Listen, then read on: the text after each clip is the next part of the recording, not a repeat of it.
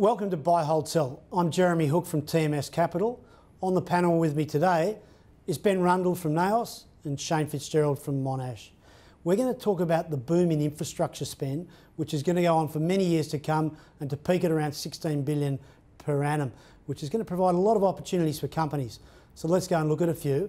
And reporting just recently, Ben, was Boral. Buy, hold, sell. Boral's a buy, I think. They've obviously got excellent exposure to infrastructure in Australia, and I think the acquisition they made in the US will actually give them really good exposure to US housing, which I'm quite positive on too, so it's a buy. And what about for you, Shane? A good result? Mike Kane banging the table? Buy, hold, sell, No, Boral? buy's a hold for us. The Australian result was great, but it should have been great given the backdrop that it has for it. The US acquisition, we're still waiting for that to sort of prove itself up, but it'll probably get there. The thing that we worry more generally about this infrastructure spend is the delta from here. We've seen a big uplift from now. If you look at government budgets, they're not forecasting this to continue to rise at ever increasing rates. So it's more about the change that we think you've got to focus on.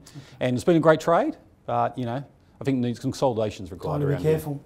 A new listing just before Christmas was Wagner's, which is a materials company selling construction materials out of Toowoomba nationally.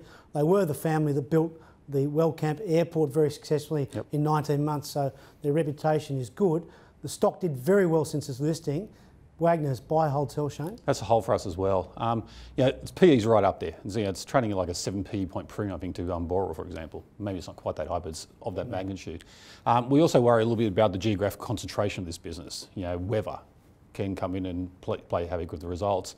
And we also think their, I forgot the name of it, their environmental construction product set looks quite an interesting business, but it's only like 5-6% of earnings at this stage. It's quite small, so for us it's a hold. Okay, Ben, it's not the airport; it's the business selling the materials. Opportunities in Queensland, is it buy, hold, sell? I think it's a hold. At the IPO price, it was a buy, but I think current levels, it's a hold. I get a little bit nervous when companies come to market with greater returns than the rest of the sector, particularly if there's a sell down that's associated with it. But it's a great company, a great track record, just too expensive, so hold. Okay. Emeco ended last year very well, has some support in the market.